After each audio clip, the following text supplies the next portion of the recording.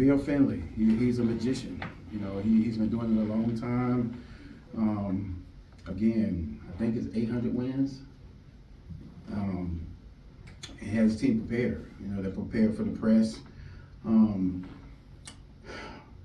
They obviously watched our Oklahoma State game, watched us X out on the backside, one of those skip passes, and where their Crooks was a little bit more dominant than Hannah was last game, that we had to pay a little bit more attention in. And then a split second of trying to get out there, it's 3-ball. That second quarter really killed us. We let our lack of making shots dictate what happened to us on defense, and our energy went down, and we just didn't keep the same tempo during that time. And it's so crazy just because we've always been a team that played with the amount of energy and effort all the time. We never questioned effort. I thought we did a bunch of undisciplined stuff during that second quarter. Crooks is a load in the inside. The one thing I kept telling the officials, I said, we can't go through the whole game and not get 1 3-second call now.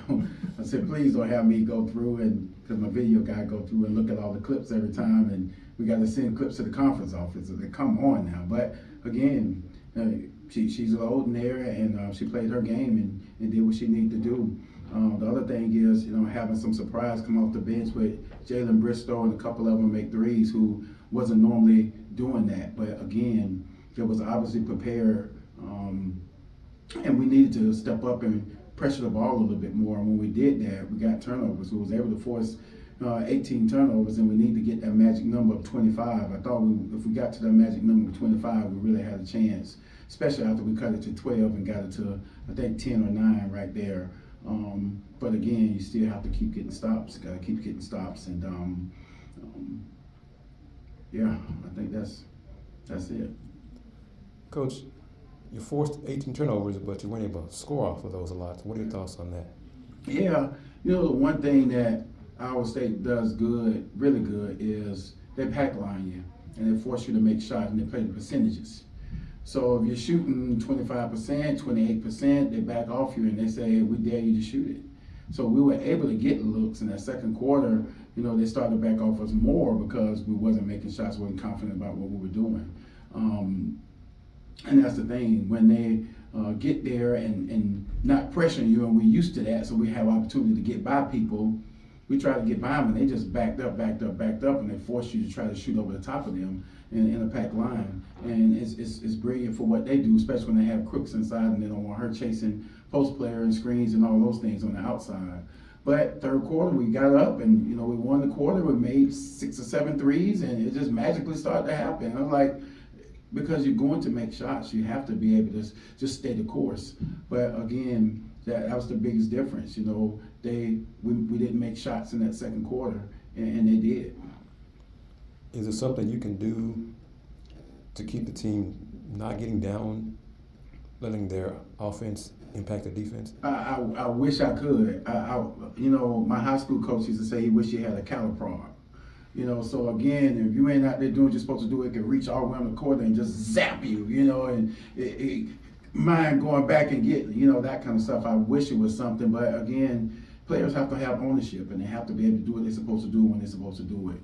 That accountability flows from the top to the bottom. The one thing about that is, during those moments, you have to have something inside of you to say, I'm not going to let this happen again.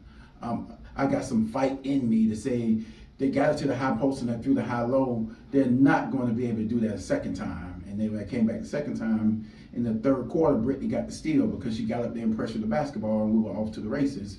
Then the next time, Bria to try to go and get a handoff, and we choked it and we got a steal. So it's those things that they know what to do, but to try to do that consistently each time with the effort they're supposed to do it with, that's the thing that we have to, be able to take care of as a player, because coaches don't play the game.